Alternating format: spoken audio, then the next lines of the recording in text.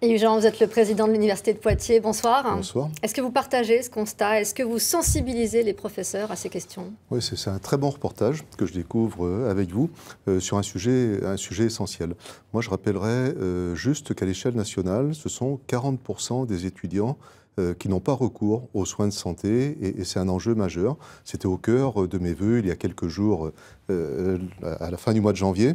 On a une vraie question qui est liée au risque d'isolement. C'était très fort dans ce reportage d'un certain nombre d'étudiants. Alors comment vous contrecarrez à Poitiers? Que faites-vous? De ce point de vue-là, vous savez, on est la deuxième grande ville étudiante, classée par l'étudiant. Pourquoi? Parce que nous avons mis en place, et nous sommes la seule ville universitaire à faire cela, un mois d'accueil pour les étudiants qui nous rejoignent, là, les lycéens qui vont venir à la journée portes ouvertes et qui rejoindront l'université en septembre.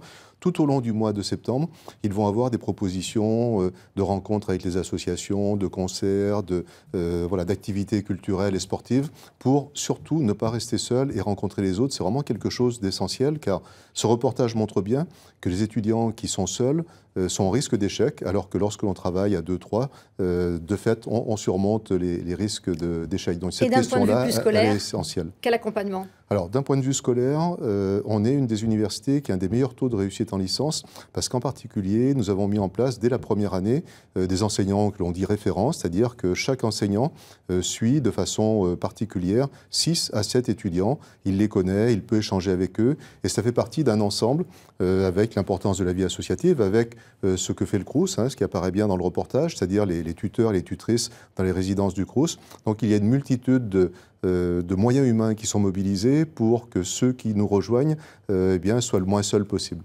Alors je rappelle juste les taux de réussite, ils sont de 51,7 pour le passage de la première à la deuxième année. Il y a quelques années en arrière, vous n'étiez pas bon sur la licence en 3 ans. Absolument. Ce qui passe sans aucun échec, c'était seulement 36,9.